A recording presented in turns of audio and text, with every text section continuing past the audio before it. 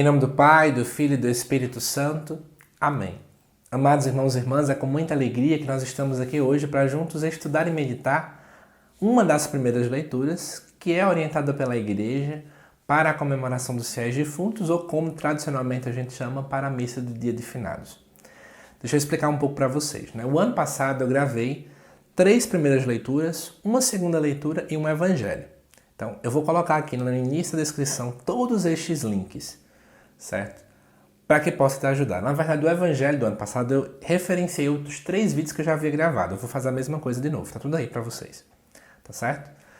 Hoje eu vou lançar uma outra primeira leitura que não foi gravada ano passado e vou também lançar um outro evangelho.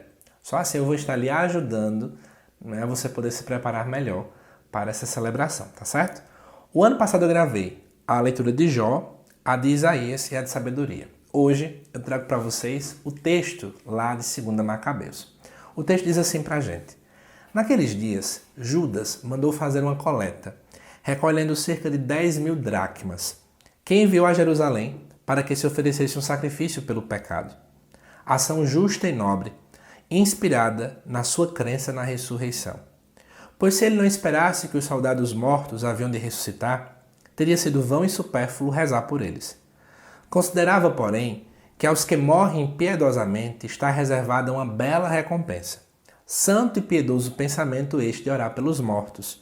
Por isso ele ofereceu um sacrifício expiatório pelos defuntos, para que fossem livres dos seus pecados.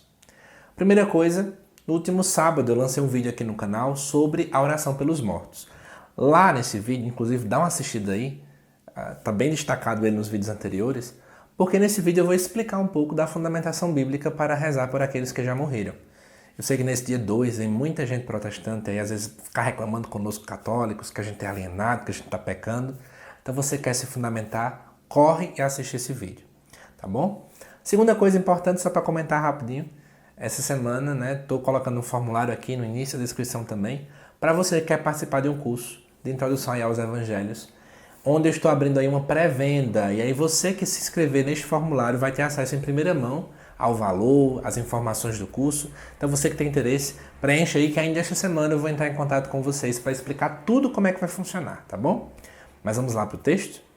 Gente, esse texto de 2 Macabeus, ele é o texto básico que nós enquanto igreja utilizamos para fundamentar a oração pelos mortos.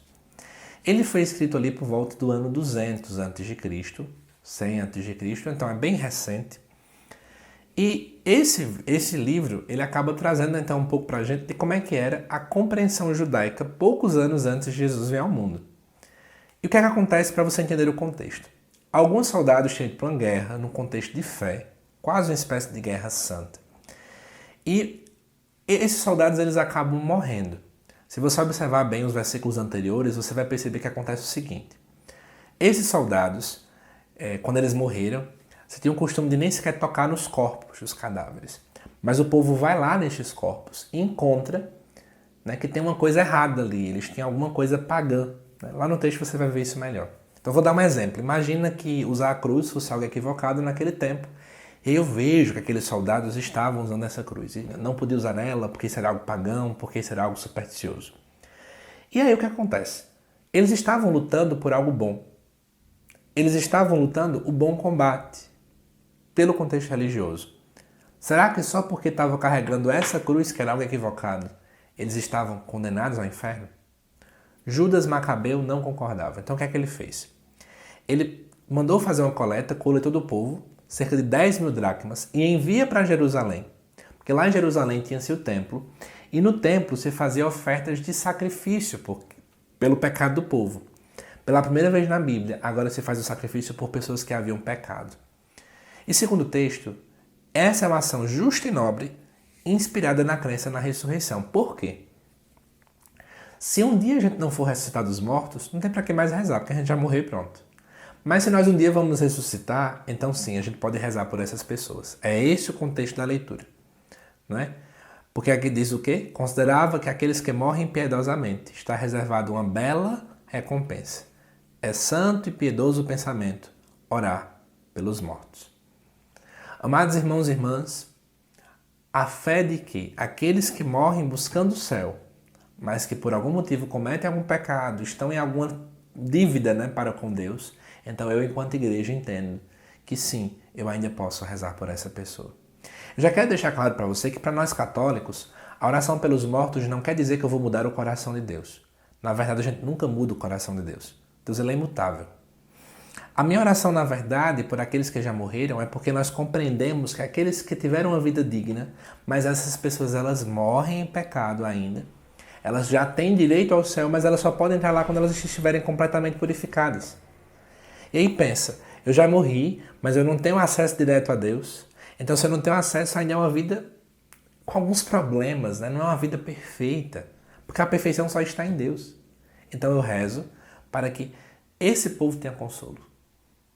Porque, com efeito, né? Uma vida sem Deus é uma vida sem sal, sem alegria, uma vida inconsolável. Então rezamos para que se apresse esse tempo da purificação. É isso o contexto. E aí, pensando no dia de finados, quantos de nós já temos pessoas queridas que já faleceram?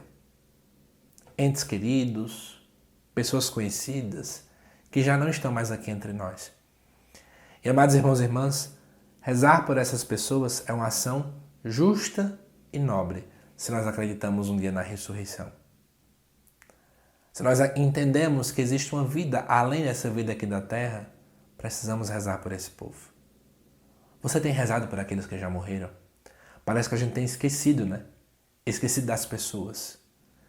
E eu quero convidar você a não apenas lembrar, porque é um dia que muita gente sai postando foto em rede social, né? Da foto dos entes queridos, e por aí vai, por aí vai, por aí vai, mas que você possa colocar na sua cabeça, todo o coração, que na verdade nós precisamos rezar por essas pessoas. É muito mais do que lembrar, é rezar.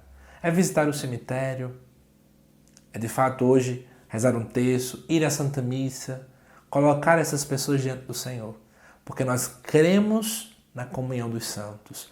Nós cremos que mesmo que alguém tenha morrido, mas nós estamos unidos porque fazemos parte de um só corpo. O corpo de Cristo, que é a igreja. Espero que você tenha gostado, amado irmão e irmã. Desejo meus sentimentos para você que tem algum ente querido que já não está mais aqui entre nós. E como eu falava no início do vídeo, outros vídeos que eu gravei ano passado de propostas de primeira leitura, porque Dia de Finados é um dia que tem muitas propostas, eu coloquei aqui os que eu já gravei. Só assim você tem material, caso você acabe vendo que o padre vai escolher uma outra leitura, tá certo? Que Deus te abençoe, amado irmão e irmã.